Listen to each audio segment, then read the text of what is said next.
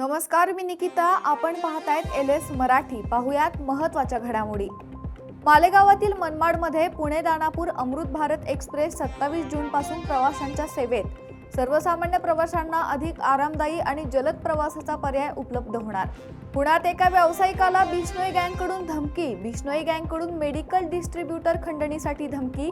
धमकीसाठी आंतरराष्ट्रीय नंबरचा वापर. प्रकरणाचा तपास सुरू. जालन्यातील भोकरदन येथे अनुसूचित जाती उपवर्गीकरणाविरोधात महामोर्चा. महामोर्चात शासनाने उपवर्गीकरणाचा निर्णय मागे घ्यावा अशी मागणी. अमरावतीतील शेगाव रोडवरील आशियाड कॉलनी परिसरात ज्येष्ठ नागरिकावर रानडुकराचा प्राणघातक हल्ला. मॉर्निंग वॉक करणाऱ्यांमध्ये भीतीचं वातावरण. अमरावतीत मुसळधार पावसाचा तडाखा. पंचशील नगर, लुंबिनी नगर, जलमाई घरांमध्ये पाणी. रात्रभर नागरिकांची पाणी काढण्यासाठी धडपड सुरू. परभणीच्या जिंतूर तालुक्यात पावसाचा फटका. आडगाव बाजार ते आडगाव फाटा या मार्गावरील पुलाच्या बांधकामासाठी तयार करण्यात आलेले पर्यायी रस्ते वाहून गेले. हिंगोलीमध्ये नीट परीक्षेच्या तणावातून 18 वर्षीय विद्यार्थ्याने आत्महत्या केल्याची धक्कादायक घटना समोर.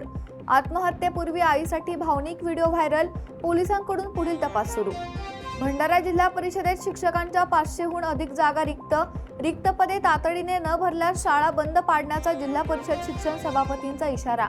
पुणे जिल्ह्यातील जुन्नर परिसरात जनावरांच्या चाऱ्याचा प्रश्न गंभीर. पाण्याअभावी हक्काचा चाराही करपून गेल्यानं शेतकरी हवालदिल. आषाढी वारीच्या पार्श्वभूमीवर संत तुकाराम महाराजांच्या 341व्या पालखी प्रस्थान सोहळ्याची तयारी सुरू. सोहळ्याच्या नियोजनासाठी पिंपरी चिंचवड पोलीस आयुक्तालयात आढावा बैठक. बैठकीनंतर देहू संस्थानाचा विश्वस्तांचा सत्कार. या होत्या महत्त्वाच्या घडामोडी. पाहत रहा LS मराठी.